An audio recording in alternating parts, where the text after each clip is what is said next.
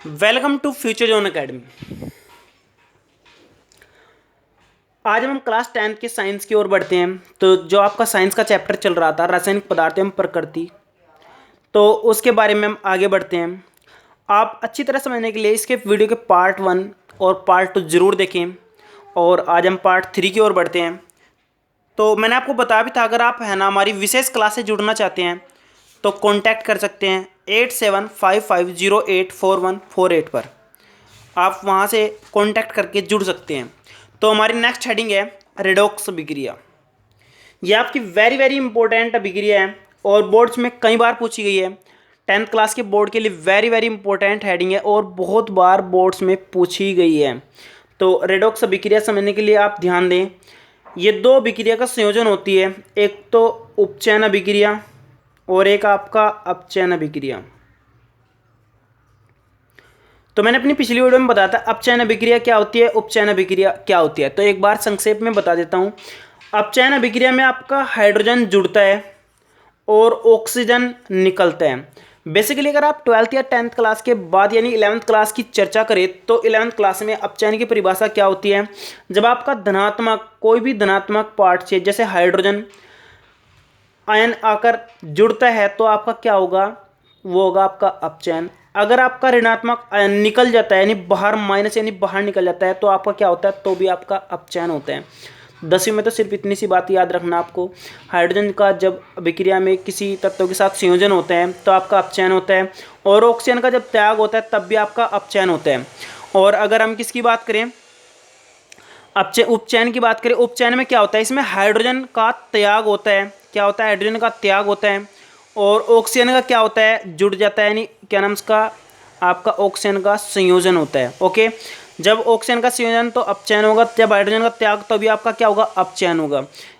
अगर ये दोनों अभिक्रियाएं यानी अपचयन और उपचयन दोनों एक साथ घटित हो जाएं तो आपकी अभिक्रिया रेडॉक्स अभिक्रिया होगी।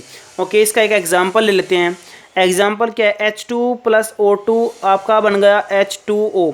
यहाँ पर दो है तो यहाँ पर दो मैंने बैलेंस कर लिया। आप देख रहे हैं कि इसमें ऑक्सीजन का संयोजन हुआ है तो हाइड्रोजन का क्या हुआ, उपचयन। और ऑक्सीजन में आपका हाइड्रोजन जुड़ रहा है तो उसका मतलब इसका क्या है, अपचयन। तो दोनों आप यहाँ से समझ सकते हैं। इसके बहुत अच्छे अच्छे एग्जाम्पल मैंने नोट्स में दिए हुए हैं, आप नोट्स में देखकर और अच्छी तरह समझ सकते हैं। तो नेक्स्ट हेडिंग की ओर बढ़ते हैं। नेक्स्ट हेडिंग है आपकी विकृत गंधिता। तो विकृत गंधिता में क्या होता है, आप जब है ना खाने का सामान लेते हैं और खाने का सामान आप है ना किसी बीकर में लेकर और रख देते हैं और वो लंबे समय तक रह जाता है तो आप क्या देखते हैं, वो ख़राब हो जाता है, उसके अंदर दुर्गंध उत्पन्न हो जाती है। दुर्गंध का मतलब बुरी बदबू, बहुत बेकार गंध। तो आप उसके अंदर देखते हैं और ऊपर है ना एक अलग से एल्गी टाइप का, फंगी टाइप का देखते हैं जो उसको सड़ा देता है और आप है ना उसको यूज भी नहीं कर पाते। तो जो है ना वो आपकी जो प्रक्रिया जिसके कारण वो खराब हो जाता है उसको हम विकृत गंधिता बोलते हैं। साइंटिफिक तौर पर इसकी परिभाषा मैं अभी बताऊंगा आप लोगों को। तो जैसे कि एग्जांपल के तौर पर आप अचार देखते हैं, अचार भी आपका ख़राब हो जाता है फूल लगने के कारण। आप अगर रोटी को कई दिन तक छोड़ दें तो रोटी भी आपकी ख़राब हो जाती है। और आपके बहुत सारे मतलब जो खाने योग्य पदार्थ हैं, खाद्य पदार्थ हैं, वे आपके अगर लंबे समय तक रह जाएँ तो वे आपके क्या हो जाते हैं, ख़राब हो जाते हैं। तो वे क्यों ख़राब होते हैं आपको मैं बताऊं। इनका खराब होने का कारण है सिर्फ ऑक्सीजन।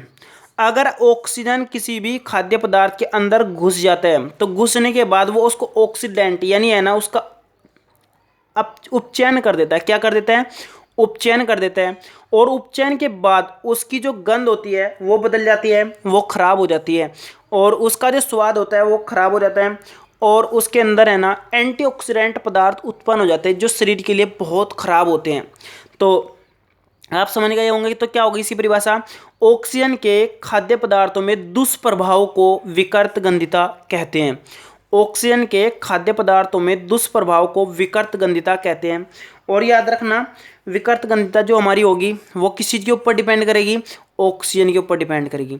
और अगर हमें ना पैकेट्स वगैरह, जिस तरह हमारे पास चिप्स के पैकेट्स, ये बहुत बार वेरी वेरी इंपॉर्टेंट क्वेश्चन है आपका बोर्ड में पूछा गया है कि जो चिप्स के पैकेट्स होते हैं और जो हमारे पास जो बंद पैकेट्स आते हैं खाद्य पदार्थों के, जैसे कि हमारे पास लेज हुई, चिप्स हुई और हमारे पास पता नहीं कितनी प्रकार के खाने के पदार्थ आते हैं, तो उनमें पैकिंग किस प्रकार करते हैं ताकि वो लंबे समय तक रह सके। तो आपको बताऊं, उनकी पैकिंग के दौरान उनमें नाइट्रोजन गैस भर दी जाती है और नाइट्रोजन गैस के कारण वे लंबे समय तक टिके रहते हैं और ख़राब नहीं हो पाते, क्योंकि नाइट्रोजन अक्रिय गैस है और ऑक्सीजन वहाँ पर नहीं मिल पाती, जिसके कारण उसका उपचयन नहीं हो पाता और वो खराब नहीं हो पाता।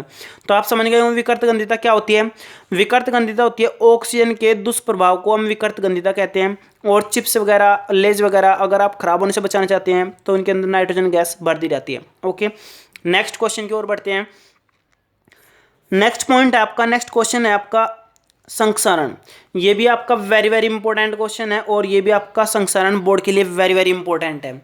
याद रखना, जब हमारे पास कोई धातु लंबे समय तक बाहर रह जाती है, जैसे कि लोहा, तो आप देखते होंगे कि अगर ये लोहे की परत है तो उसके ऊपर की परत खराब हो जाती है, थोड़ी छीने लगती है और आप लोग देख रहे हैं उस पर छेद छेद से होने लगते हैं, तो इसका मतलब उसका संक्षारण होने लगता है।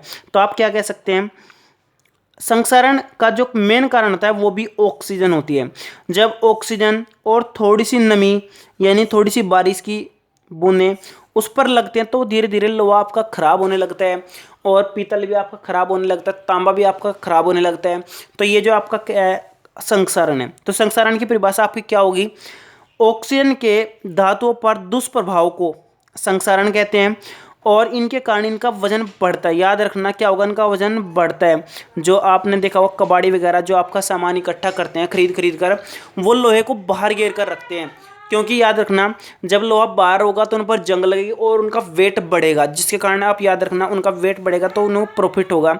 और अगर आप संक्षारण को रोकना चाहते हैं तो संक्षारण के लिए आपको है ना क्या करना पड़ेगा, पेंट करना पड़ेगा। आप लोगों ने देखा होगा घरों के दरवाजे या फिर जो मेन बिल्डिंग्स होती है उन पर पेंट इसीलिए किया जाता है, किसीलिए किया जाता है पेंट, ताकि पेंट करके उनका रख रखाव या फिर बचाव किया जा सके। दूसरा गैल्वेनाइजेशन किया जाता है, यानी परत चढ़ाई जाती है। परत कैसे, आप लोगों ने देखा होगा साइकिल वगैरह के जो हैंडल होते हैं, आप लोगों ने हैंडल वगैरह देखे होंगे जो साइकिल के, वे थोड़े मुलायम से और चिकने से होते हैं और उनकी जो कलर होती है वो थोड़े स्टील टाइप की होती है। उनके ऊपर क्या होता है, लोहे का हैंडल बनाने के बाद उसके ऊपर है ना स्टील की परत चढ़ाई जाती है ताकि उस पर जंग न लग सके। मोटरसाइकिल के हैंडल भी ऐसे ही होते हैं, बाइक्स के हैंडल भी ऐसे होते हैं। कहने का मतलब ये है कुछ ऐसे पदार्थ उनके ऊपर चढ़ा दिया जाता है ताकि उन पर जंग संक्षारण ना हो सके। तो वो प्रक्रिया आपकी क्या होगी, गैल्वेनाइजेशन होती है, यानी दूसरी परत चढ़ाकर उसको बचा लिया जाता है। और आपको बताऊं, संक्षारण अगर आप देखें तो अगर आपका लोहे पर देखेंगे तो भूरे कलर का होगा। कैसे कलर का होगा, भूरे पर। और अगर आप तांबे पर देखेंगे तो हरे कलर की जंग लगती है।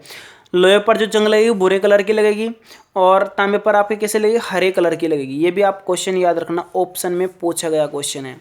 ओके, और धातु अगर ऑक्सीजन के साथ संयोग करेगी तो धातु ऑक्साइड बनेगा। क्या बनेगा, धातु ऑक्साइड, यानी M2O, इस टाइप का फॉर्मूला बनेगा और इसका कारण संक्षारण ही है। ओके, धातु कमजोर हो जाती है, इसके कारण क्या हो जाती है, कमजोर हो जाती है। आपका ये चैप्टर कंप्लीट हो गया है और नेक्स्ट वीडियो में आप नेक्स्ट चैप्टर या फिर न्यूमेरिकल के लिए इंतजार करें। हम नेक्स्ट वीडियो जल्दी बनाएंगे। आप है ना चैनल को सब्सक्राइब करें और इसके वीडियो के फर्स्ट सेकंड दोनों पार्ट देखें ताकि आपको चैप्टर बहुत अच्छे से समझ आ जाएगा। और हाँ, अगर आप नोट्स परचेज करना चाहते हैं या फिर आप नोट्स चाहते हैं तो हमारी विशेष क्लासेज जुड़ें, जिसका पर मंथ चार्ज आपका 200 रुपये पर मंथ है, जो कि बहुत माइनर है। एक सब्जेक्ट का आपका कितना है, 200 रुपये। और 10वीं के मैथ्स के और साइंस के लिए और इंग्लिश के लिए आप संपर्क करें, क्योंकि हमारी एक विशेष टीम है जो इसको कंट्रीब्यूट करा रही है। Okay, thank you.